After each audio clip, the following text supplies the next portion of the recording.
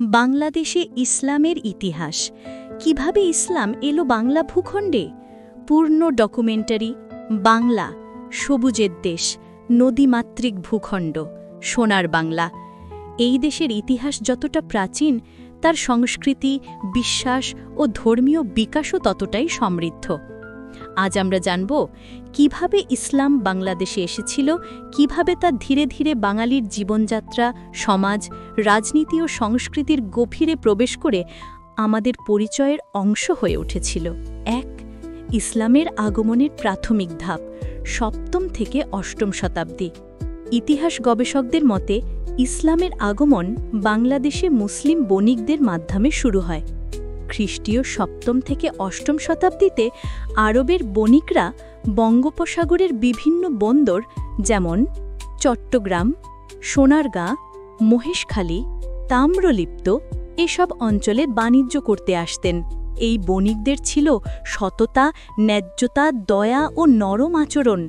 তাদের আচরণে ইমপ্রেসড হয়ে স্থানীয় হিন্দু ও বৌদ্ধ জনগোষ্ঠীর মাঝে ইসলামের শিক্ষা ছড়িয়ে পড়ে এটি ছিল ইসলাম প্রচারের প্রথম সফট ইনফ্লুয়েন্স অর্থাৎ আচরণ ও চরিত্র দিয়ে মানুষের মন জয়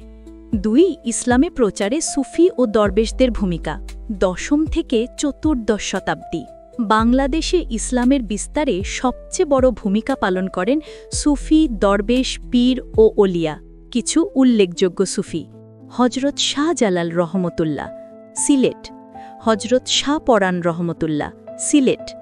হজরত খাজা গরিব নেওয়াজের অনুসারীগণ হজরত খান জাহান আলী রহমতুল্লাহ বাগেরহাট তারা যুদ্ধ করে ইসলাম চাপিয়ে দেননি বরং মানুষের ঘরে ঘরে মাঠে ঘাটে গ্রামে গঞ্জে মানবধর্ম সৎ আচরণ ও সাম্যবাদের বার্তা ছড়িয়ে দিয়েছিলেন তাদের মাধ্যমে অস্পৃশ্যতার প্রথা ভেঙে সাম্য প্রতিষ্ঠা হয় দরিদ্ররা ধর্মীয় মর্যাদা পেতে শুরু করে স্থানীয় সংস্কৃতির সাথে ইসলামী মূল্যবোধ একটি মানবিক সমন্বয় গড়ে তোলে ৩ বাংলায় মুসলিম শাসন প্রতিষ্ঠা ১২০৪ খ্রিস্টাব্দ ইখতিয়ার উদ্দিন মোহাম্মদ বখতিয়ার খলজি ১২০৪ সালে নদিয়া বিজয়ের মাধ্যমে বাংলায় মুসলিম শাসনের সূচনা করেন এই সময় শিক্ষা প্রতিষ্ঠান গড়ে ওঠে প্রশাসনিক কাঠামো তৈরি হয় মসজিদ মাদ্রাসা ও খানকা নির্মাণ শুরু হয় ন্যারেটর এটা ছিল এক নতুন সামাজিক কাঠামোর সূচনা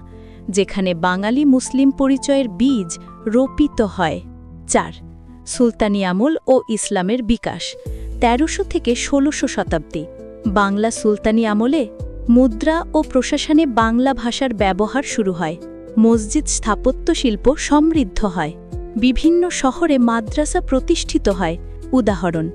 বান্দিয়াপাড়া মসজিদ বাগেরহাটের ৬০ গম্বুজ মসজিদ সোনারগাঁওয়ে ঐতিহাসিক স্থাপনা ন্যারেটর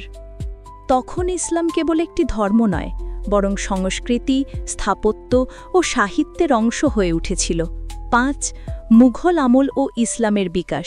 ১৬০০ থেকে অষ্টাদশ শতাব্দী মুঘলদের হাতে ঢাকা রাজধানী হিসেবে বিকশিত হয় লালবাগ কেল্লা ৭ গম্বুজ মসজিদ হুসেনি দালান নির্মিত হয় মুঘল শাসনের সময় ইসলামী ন্যায়নীতি ও প্রশাসনিক কাঠামো সমাজকে গভীরভাবে প্রভাবিত করে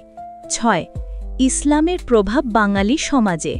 বাঙালির খাবার পোশাক সাহিত্য সঙ্গীত স্থাপত্য উৎসব সব কিছুতে ইসলামী প্রভাব রয়ে গেছে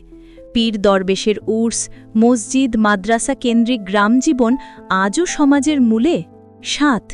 ব্রিটিশ শাসন ও ইসলামী পুনর্জাগরণ ব্রিটিশ শাসনে হজরত হায়াত মাহমুদ তিতুমির সৈয়দ মীর নিসার আলী ফকির সন্ন্যাসী বিদ্রোহ ইসলামী চেতনার ভিত্তিতে বাঙালি স্বাধীনতা আন্দোলনের বীজ তৈরি হয় ৮ পাকিস্তান ও বাংলাদেশ প্রতিষ্ঠা ১৯৪৭ থেকে ১৯৭১ ন্যারেটর যদিও পাকিস্তান প্রতিষ্ঠার মূল ভিত্তি ছিল মুসলিম পরিচয়ের কিন্তু সাংস্কৃতিক বৈষম্য ভাষা অধিকার ও গণতন্ত্রহীনতা বাঙালিকে নতুন প্রশ্নের সামনে দাঁড় করায়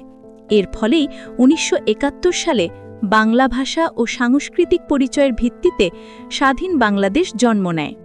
এখানেই প্রমাণ বাঙালির পরিচয় মুসলিম বিশ্বাস ও বাংলা সংস্কৃতির মিলিত রূপ সমাপনী কথা বাংলাদেশে ইসলাম এসেছে যুদ্ধের মাধ্যমে নয়, বরং বণিকদের সততা, সুফিদের মানবতা এবং সময়ের সাথে সংস্কৃতির স্বাভাবিক বিকাশের মাধ্যমে। তাই বাংলার মাটি শান্তি, সৌহার্দ্য ও মানবতার শিক্ষা ধারণ করে। ইন্ডিং লাইন: ইসলাম হৃদয়ের ধর্ম, আচরণের ধর্ম, মানবতার ধর্ম। এটাই আমাদের পরিচয়, এটাই আমাদের শিকড়।